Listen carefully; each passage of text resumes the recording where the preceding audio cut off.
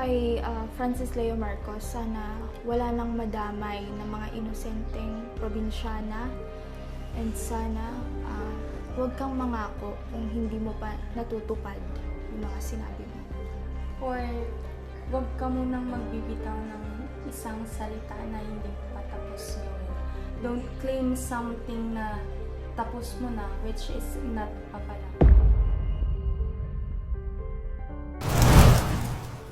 Hi everyone! Sa videong ito ay mapapanood natin na nagsalita na ang dalawang estudyante sa interview ni MG tungkol kay Norman Mangusin aka Francis Leo Marcos na kung saan ay pinangakuan di umano sila na bigyan ng tig-isang cellphone para gumawa ng dummy account, para maging troll at mag-comment ng maganda sa kanyang mga post sa social media. At tinanong din dito ni Boss MG kung naging worth it ba daw ang dalawang estudyante sa kanilang pagsama kay Norman Mangusin aka Francis Leo Marcos, at dito maririnig natin na malaki daw ang naging epekto nito sa kanila. Panoorin po natin ang video. Pero, do you think worth it yon? Despite all the humiliation na natanggap namin, na-experience namin, the trauma and everything, Hindi po. ang gagawin is bibigyan kami ng tagi-isang phone wherein gagawa kami ng fake accounts or dummy accounts. What? Trolls? Yeah. Gagawa kayo ng mga fake accounts? For good comments, mga ganun.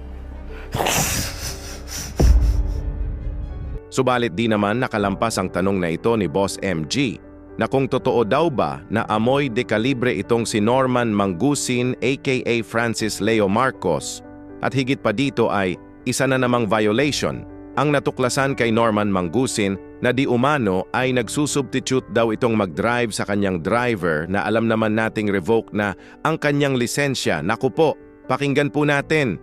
O, doon tayo sa kanyang incredible na amoy. Ikaw, ano experience mo sa kanya? Sa amoy niya lang, no? Amoy sigarilyo po talaga. Matindi talaga. Matindi pong sigarilyo. Okay. Ano yan? Amoy de kalibre. Ayaw, di ba? Matapang, no? De kalibre. Pero, so sa road trip nyo, no? Maandar kayo, na-drive kayo. Sino yung nagda-drive doon? Question lang, no? May driver po siya. Mm. Pero minsan po, tinitake over niya yung pagdadrive. Mhm. And then, ayun po, siya na po yung nagdadrive. Matagal siya nagda-drive? Yes po. Ano, Asek, Lakanilaw. Then dito na po pala nag-umpisa ng makilala nila si Norman Mangusin aka Francis Leo Marcos sa isang event na kung saan sila ay mga nag-a-assist sa guest, at makikita naman natin sa past video ni Norman na magbibigay siya ng scholar kuno sa mga university. Kaya nagbakasakali itong dalawang estudyante na humingi ng tulong para magkaroon ng scholarship sa kanilang pag-aaral dahil isa daw silang subscriber ni Idol. So, ngayong January, makinig lahat ng mga estudyante. Pupunta kami sa mga universidad at bawat university, pipili kami ng limang estudyante na nakasubscribe. Bawat university, pipili kami ng 5 estudyante na nakasubscribe. Bawat isang estudyante na mapipili namin, tatanggap ng 100,000. Hintayin nyo yan. Yan na yung inaayos ng team natin. Nakikipag-coordinate na yung team namin sa bawat university. So sisimulan yan by the last week of January. At dito na po everyone nag-umpisa ang lahat ng pangloloko ni Norman Mangusin aka Francis Leo Marcos sa dalawang follower niya na ang hangad lamang ay magkaroon ng scholarship sa kanilang pag-aaral na ang akala nila ay totoo ang pamimigay ng scholar ni Idol Scammer. Dahil dito ay nag-message sila kay Boss MG para mag-pay-interview tungkol sa nag-trending na pagkalabit ni Norman para linawin sa netizen. Samantala, habang nangyari ang video na yon ay nakaramdam umano sila ng pagkabastos, kaya kahit di pa daw sila tapos kumain ay umalis na ito. Doon po sa kinalabit siya, which is, if mapapanood nyo talaga sa live, nag-joke siya. And then kinalabit niya po si Walborga. Maraming salamat po, Sepele. Mabuhay po kayo hanggat nandyan ka po. Masasabi kong gwapo ko dahil pangit ka. Pakita nga ng mukha mo kung gwapo ka. Wala ka nga maipakitang mukha eh. Oo. Ako yung pangit sa mundo ng mga anghel. Totoo yun. Ikaw yung gwapo sa mundo ng mga engkanto. Tanga. Hindi ka nga pasok sa tao eh.